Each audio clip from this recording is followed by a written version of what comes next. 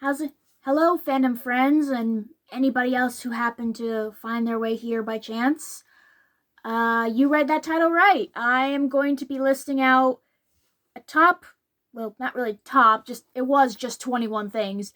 21 things that I believe the 2004 Joel Schumacher directed adaptation of the Andrew Lloyd Webber musical does better than the stage show. And before you start commenting at me going, oh, but that movie's not good, how could you think that it does anything better than the stage show? Just hear me out.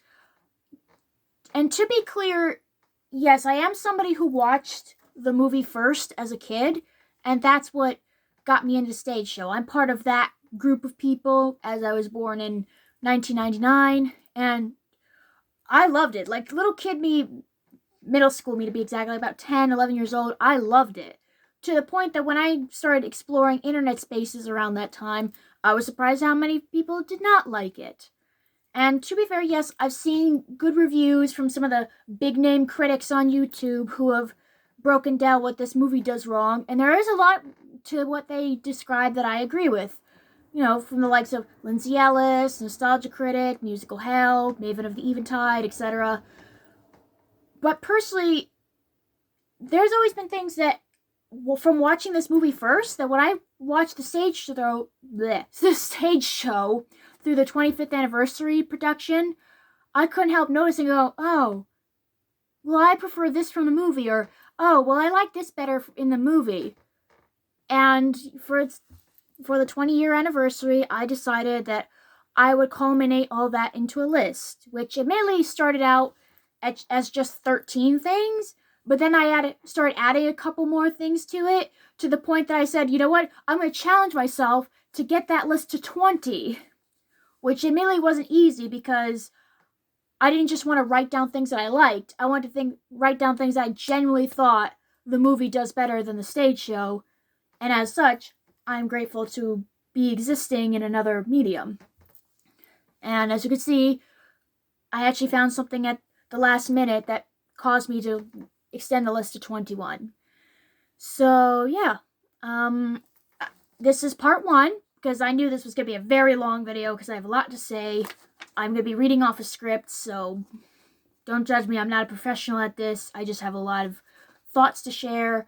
And, yeah, I did try to order everything in the list of things that I could generally live without in the stage show to I absolutely cannot live without this. I am so glad that this exists in the movie, even if it's not in the stage show, but it gives the movie a purpose to exist.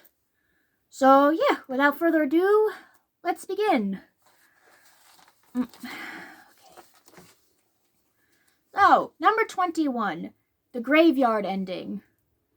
We're starting off strong with our potentially controversial choices. I've come to see how largely pointless the extended cutbacks to the framing device are in this film, to the point that almost oftentimes skip over them when I'm rewatching, but they do, however, culminate in what I ultimately end up thinking is a more emotional ending to this story. Connections to Love Never Dies and age confusions aside, Raoul buying the music box as what turns out to be his tribute to Christine's memory is a beautifully devastating reveal. As he's wheeled into the cemetery by his medical assistants, No One Would Listen / Learn to Be Lonely plays in the background on what is either a bassoon or a clarinet, someone could be nice enough to point that out, with a harp, enhancing the somber tone of loss. For the first time, we see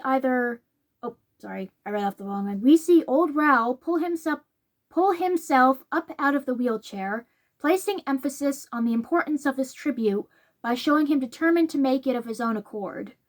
He places the box at her grave as autumn leaves blow about, looking sad but at peace with the memory of her, and then we see it. Eric's rose with Christine's ring attached. My mom explained, when I was little, and I asked my mom, going, what does that mean? She actually explained to me how it signifies that he never stopped loving her, and as you can imagine, that always stuck with me. I mean, good lord, the show's ending was already sad enough as it is, but to have that final image of Eric's undying love for Christine after all those years, just beautiful. And as the music comes to a gentle close, while the camera zooms in on the rose regaining its color. There have been several instances that I've nearly felt like crying at it, especially when I'm watching on my laptop with headphones on. And as an aside, I also appreciate how the film is bookended. It opens with a candle being lit, revealing the title before we enter inside a postcard of the reconstructed opera house. It ends with the rose tribute becoming itself a postcard. We pan out as if to exit, and then the candle goes out. I don't know, I've just always appreciated that added touch, as if we truly are being told an old ghost story steeped in history and lore. Almost how like several of the older Disney movies started and ended as presented storybooks to highlight the fairy tale origins. I don't know, but that's just me. Like I said, you don't have to agree with a lot of what I say here, just hear me out. Number 20. The extended overture and how it's utilized to set up the story environment. I've always preferred what a speech. I've always preferred the 04 version of the overture sequence. First, because it's longer, translating the pre-bridge choral section to instrumental, to the point you practically hear the trumpet singing the words, "He's there, the Phantom of the Opera. Beware the Phantom of the Opera." So when I watched the 25th anniversary show, and that part wasn't in it, I couldn't help feeling the suddenness of jumping from the verses to the outro. Secondly, I really appreciate the greater meaning that is given to the overture during the film. Oh, this is gonna be funny. The classic dun dun dun dun dun dun, as well as the first verse, is our transportation music, reversing the effects of the disaster to restore the opera populaire to its former glory back in 1870. Once there, we greet Andre and Fiammen as they step out of their carriage onto the front steps, clearly excited about this new job they've taken on, particularly Andre. As the second verse kicks in, we primarily follow their tour of the house hosted by Lefebvre, witnessing the awe and spectacle of the company and the numerous elements to its colorful chaos. Set designers, wardrobe masters, stagehands, dancers, and actors, the works. We are also introduced to several of our other prominent characters. Monsieur Rare hands out musical compositions to his players, Buquet acts creepy, Christina Meg arrives somewhat late to the ballet rehearsal, oversought by Madame Jury. It finishes off with the arrival of Raoul, another outside to the inner workings of the opera company, soon to be introduced as the new patron, as they pronounce it. Number 19. The domino effect of broken mechanisms leading to the chandelier crash. Now, this one may seem odd to some, but I kind of like how the movie decides to expose the truth behind Eric's mysticism.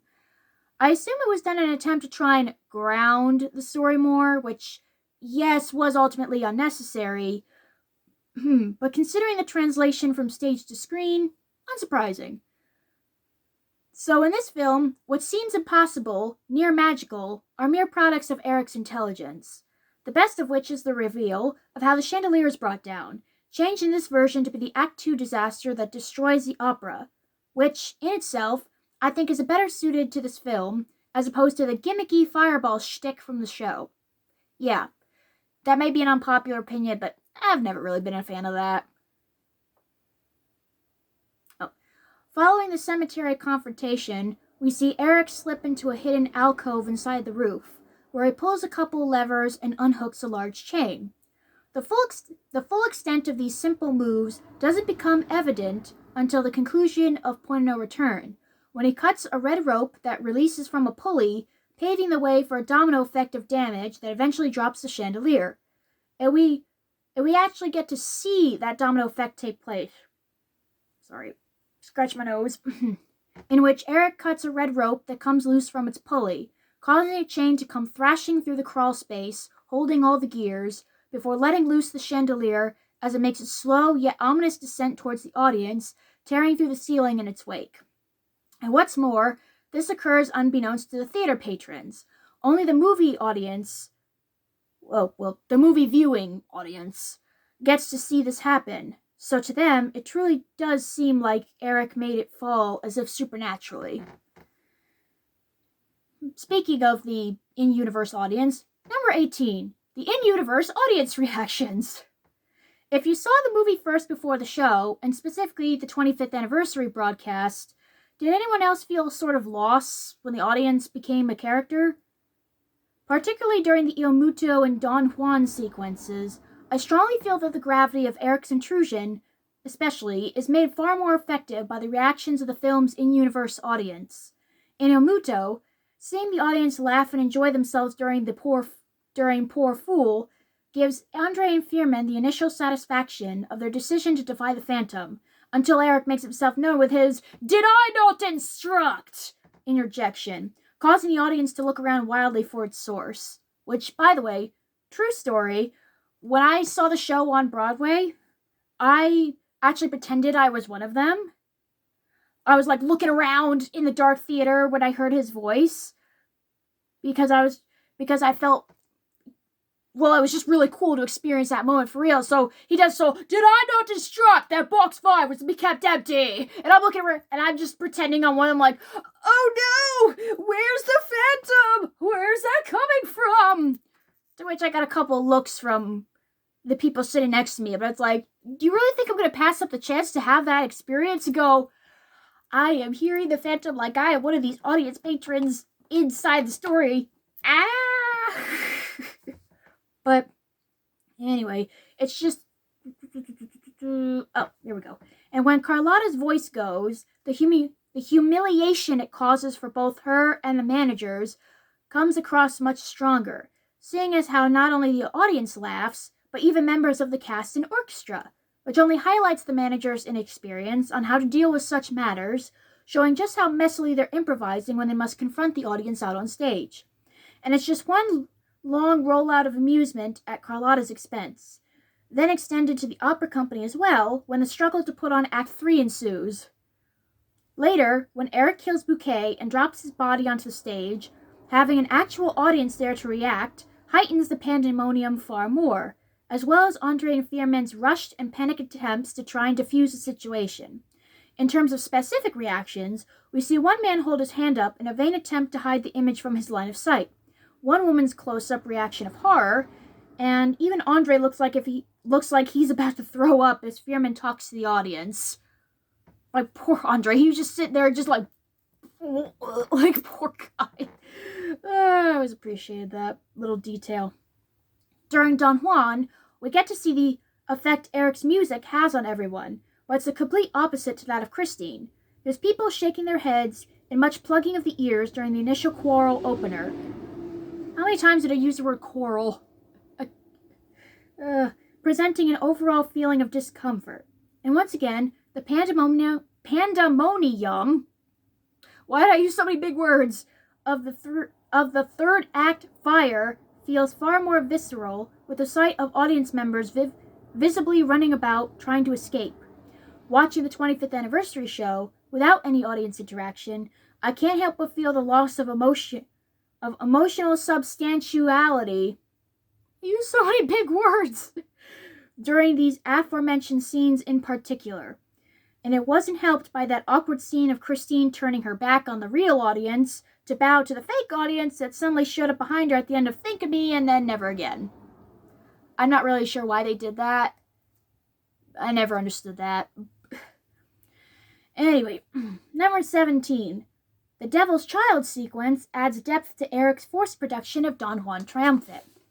Or, as we should probably say, Don Juan Triumphant. Flipping pages, yay!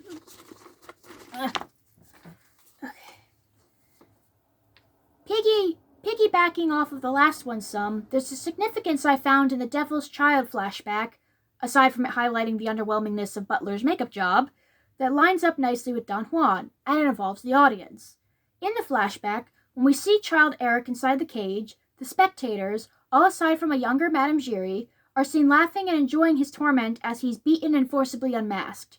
It is a scene of untamed brutality, displaying some of the worst inhumanity in both adults and children alike. and painting a clear picture of what Eric means when he shouts, "The world showed no compassion to me!"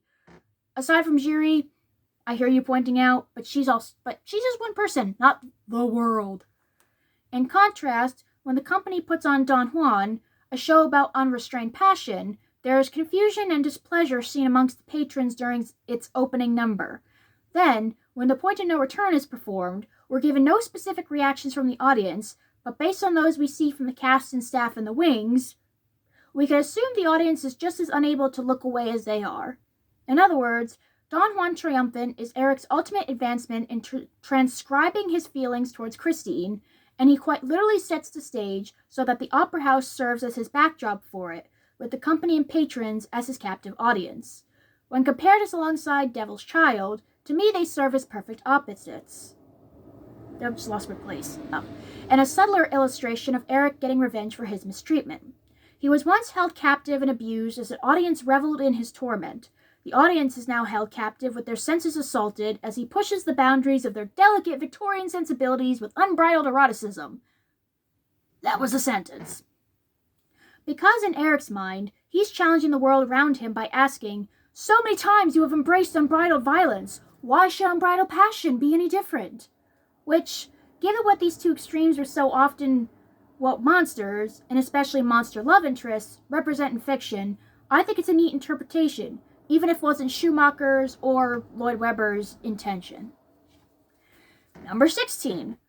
Raoul is better presented as understanding and sympathetic. Despite being the butt of many jokes over the years, a few of which didn't particularly age well, calling him gay or queer in a way that wasn't meant as a compliment, Patrick Wilson's Raoul is really not that bad of a guy. And I'm speaking as an Air-Scene shipper, by the way. In fact, when I compare him to Hadley Fraser's Raoul, Wilson's Raoul is far less aggressive, which is not a knock on Fraser per se. I'm just comparing their performances. I'm still Team Eric either way. Particularly during Raoul, I've been there, in which Wilson's Raoul tries to be more soothing in his disbelief over Christine's phantom claims, whereas Fraser is more aggressive. Even his lines in "Why have you brought me here?" come across as he simply doesn't want to believe in Christine's insistences out of fear, rather than, "Girl, where's all this coming from?" And when he sings "All I Ask of You," his voice makes the words seem very open and inviting. Most importantly, however, is the film's removal of notes too, which in the case of Raoul does him a huge favor. In the show, we see Raoul jump from "Christy, you don't have to, they can't make you," to "For if Miss Di sings, he is certain to attend," in the span of 5 minutes, which comes out pretty douchey on his part. He goes from being firmly in her corner at the start of the scene to putting the defeat of his rival first and foremost. And I'm sure the switch-up occurred at least in part due to the reveal of Eric being her teacher, which only reinforced the strength of their connection to him. "Look, Raoul, I get that you're desperate and suddenly have a plan you think could stop the Phantom, but man, what the fuck?" It didn't even end up working for him in the end. In the movie, however, this change-up is removed, and the only part of that conversation we see is a section starting from "We have all been blind," which comes directly after his sword fight against Eric following the conclusion of Wandering Child. Which brings me to my next point. For all the understandable flack that this scene gets, something I think we fail to consider about it is that it is a showcase of Raoul's caring for Christine. When Christine cries out to stop him and Raoul complies, I initially could see how it messes with the flow of his officially concocted plan to nab the Phantom when he already had a clear chance to do so. However, upon further inspection, I think Raoul decides not to kill Eric at this moment because he recalls where they are, i.e., maybe a few hundred feet away from Christine's father's mausoleum. And with Christine specifically saying, "Not like this," I think in that moment Raoul chooses to let Eric go so as not to desecrate the memory of Gustave Daae, though more so for Christine's benefit than his own. So although unnecessary, it does serve as a pivotal character moment for Raoul, and even adds weight to his insistence to her later about the need to defeat Eric once and for all. He faced the Phantom one-on-one and disarmed him, but then he let him go, and he's smart enough to know that he most likely won't be that lucky again. So the elaborate setup involving Don Juan is their only real option at this point. And in the spirit of being completely honest, I think the sword fight works better within the confines of the movie as opposed to the fireball sequence like in the show, which to me always felt kind of hokey. Sue me. Number 15. Eric's insertions of boyish excitement and pride as Christine tours his lair during the music of the night. A small thing, but I really appreciate the emotional layers added to the music of the night. Although the set is limited, with not much more space than that of the stage show, it is still utilized in such a way that makes it feel Christine and the audience has had a complete insight into Eric's world by the end of the song. It's no longer a mere mode of seduction. It's a tour, an introduction to what makes Eric, Eric, capped off by the reveal of the Christine Mirror Bride as the culmination of where most of it all comes from. I consider it almost akin to the 1990 miniseries, only much less awkward and weird. Shout out to Charles Dance Eric and his dreamery. And what makes this concept work is the directing of Gerard Butler in particular. When he sings, turn your thoughts away from cold, unfeeling light, he turns his head to gesture what's around him, where the camera lingers on a shot of his miniature of the Think of Me performance. Then he smiles encouragingly during, and listen to the music of the night. Right after this, as he opens the line, close your eyes and surrender to your darkest dreams. Apologize, that might be a little flat.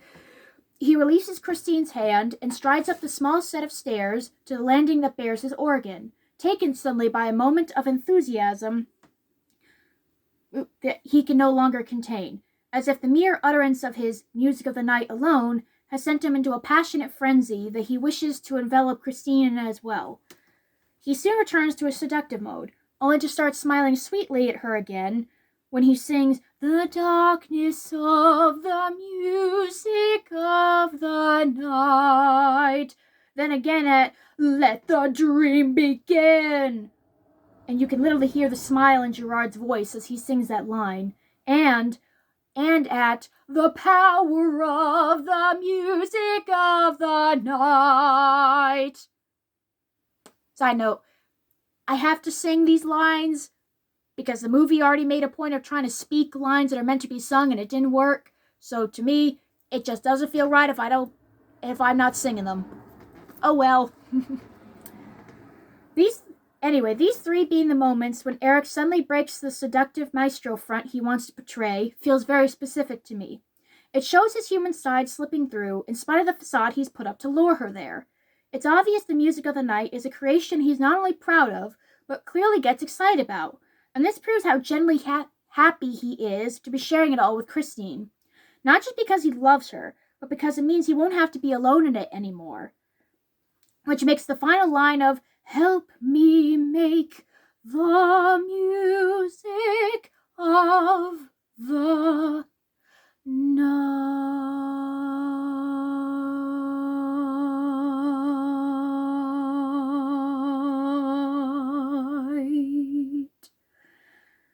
Feel all the more vulnerable on his part. And in spite of some dodgy notes, Gerard portrays these hints of humanity beautifully, which, if you've seen how much he identifies with Eric's character, is unsurprising. I also think that in recognizing this, it makes Eric all the more relatable and kind of boyish. I hope that's not right. Boyish. That's enunciate. Because who hasn't felt such similar excitement in sharing something they're passionate about to someone else in hopes that they'll enjoy it too? Come on now. Don't lie to me. I mean, this is literally me when I'm showing people how great Phantom is. And go, look at Phantom of the Opera. This is what I'm into. It's really cool. And when I've actually managed to convert a couple people, go, yeah, this is pretty good. I'm just like, yes. Okay. Serious mode.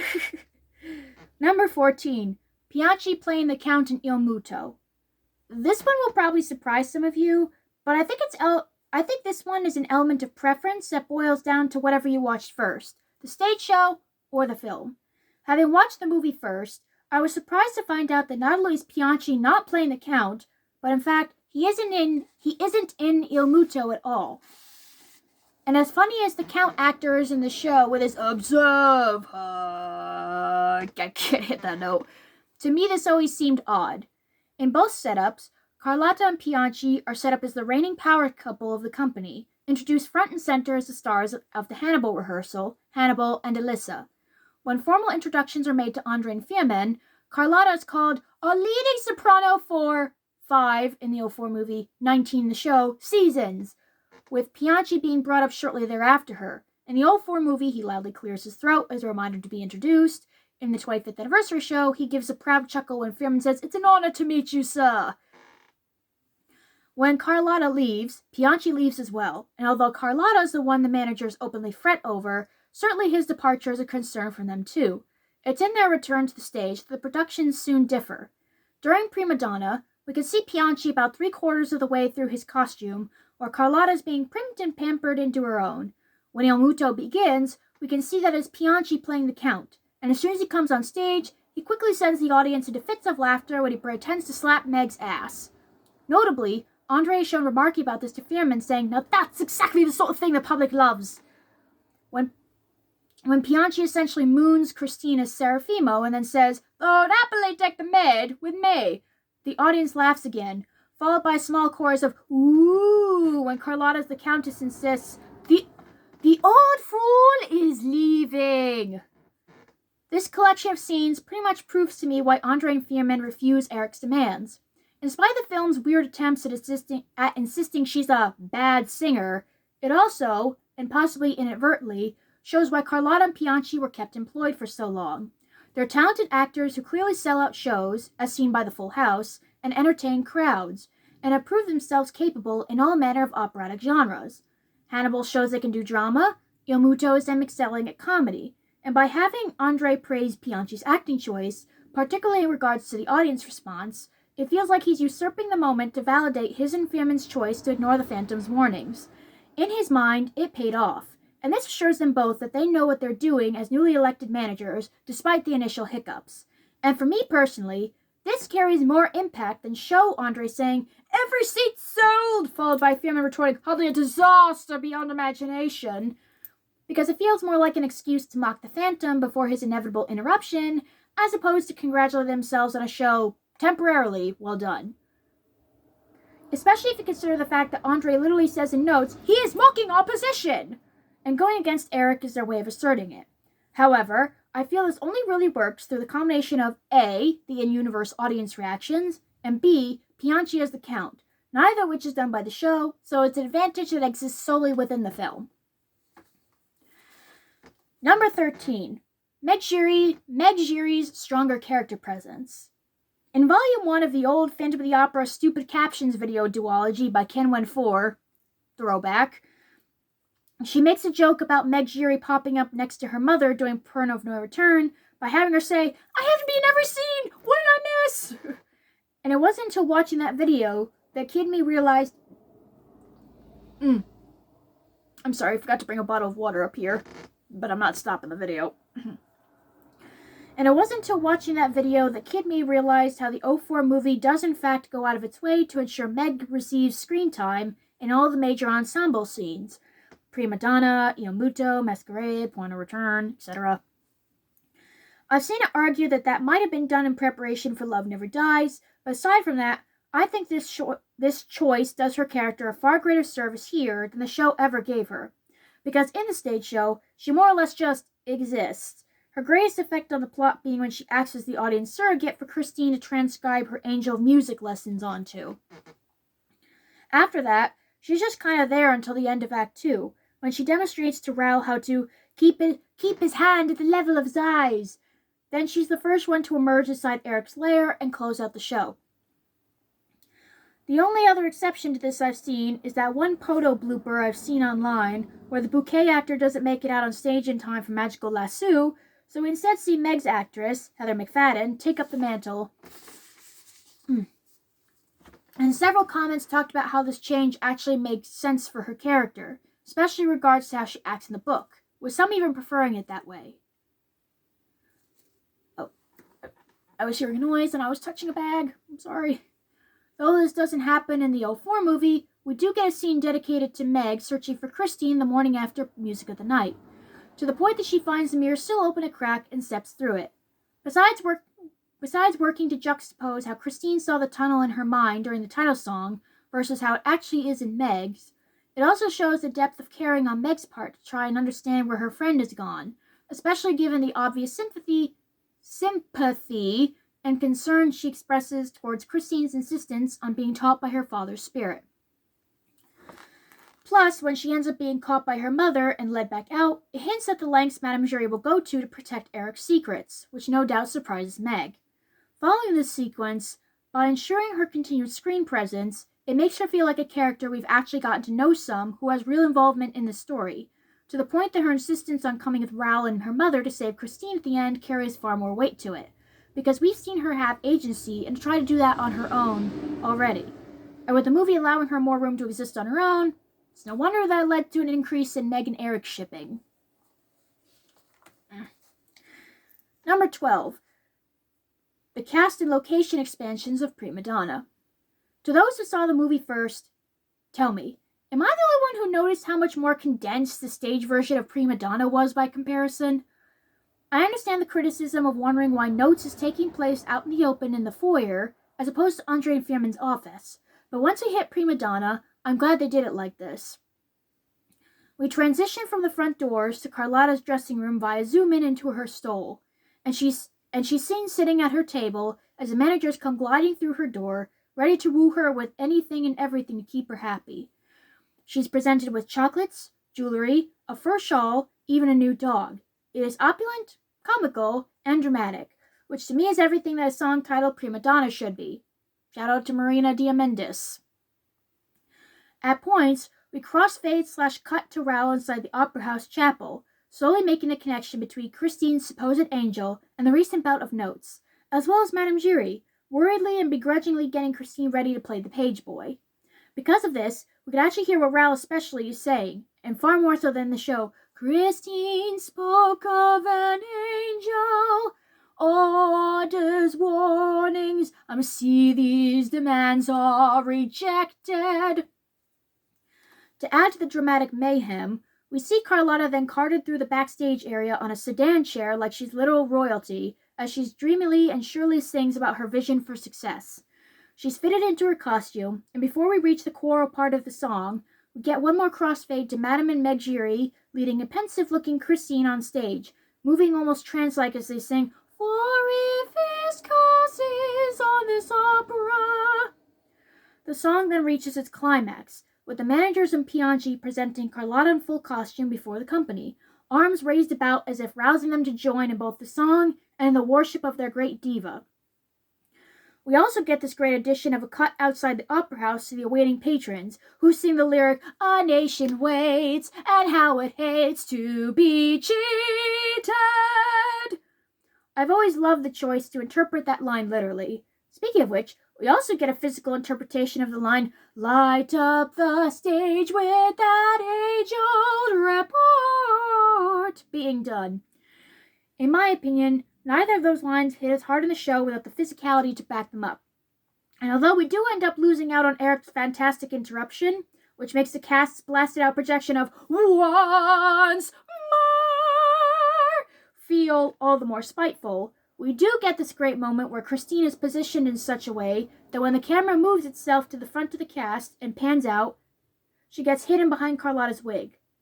I don't know if this was done intentionally or not, but I love how it subtly caps off Christine being overshadowed again in favor of Carlotta's preferred star power.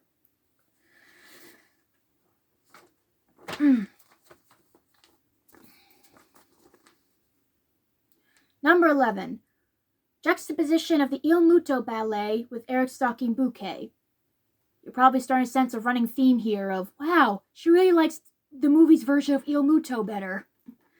Anywho, I almost can't listen to the Il Muto's Act 3 ballet without imagining Eric's chasing of Buquet against it, and that's how you know the 2004 movie made it that damn effective. Following Andre's announcement of the ballet being performed while Christine gets ready, I just want to do his interpretation for the movie because I love the way he just, right? "Meanwhile, we'd like to give you the ballet from Act 3 of tonight's opera." What? The ballet, bring it forward. No, please. Thank you. Sorry, just They're fun in the movie. They're fun. Okay, so following Andre's announcement of the ballet being performed while Christine gets ready, and the ensuing chaos that occurs to hurriedly change scenes, Buquet, having already deduced by this point on how to reach the rafters where Eric was, has gone to investigate. Side note, credit to Schumacher and co. for having Buquet decide to take matters into his own hands and straight up infiltrate Eric's domain rather than just have Eric kill him while he's minding his own business. As the orchestra kickstarts its rather lively opener, we first see, from the POV of the camera, as the back of Eric's head slips into frame watching Buquet on this sort of precarious-looking drawbridge. I'm sure there's an official name for that, but I don't know theater construction. I think I even see Eric's gloved hand begin to grab at a railing off to the side. Remember that place. As Buquet looks about, we see that Eric is standing in what looks like a window frame before he ducks out of view in perfect unison with a sudden jump and a score. Again, cannot listen to this bit without thinking of the scene where it goes do. I lost my place again. Here we go. In my view, it feels nearly reminiscent of one of those moving statues or paintings in Scooby-Doo Where Are You? That move out of sight of the protagonist, but not the audience. Specifically, I'm thinking of that statue that ends up being Professor Hyde White in What a Night for a Night.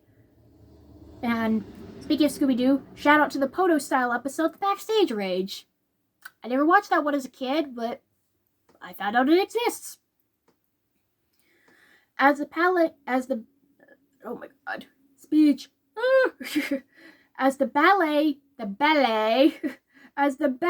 continues innocently, we quick cut to Eric's shadow moving against the curtain, with Buquet appearing to have noticed it as he hurries away, pauses, and looks back, only for him to then turn back, and Eric is revealed to be standing right in front of him, with a look of cruel taunting on his face that seems to say, "Oh, were you looking for me?"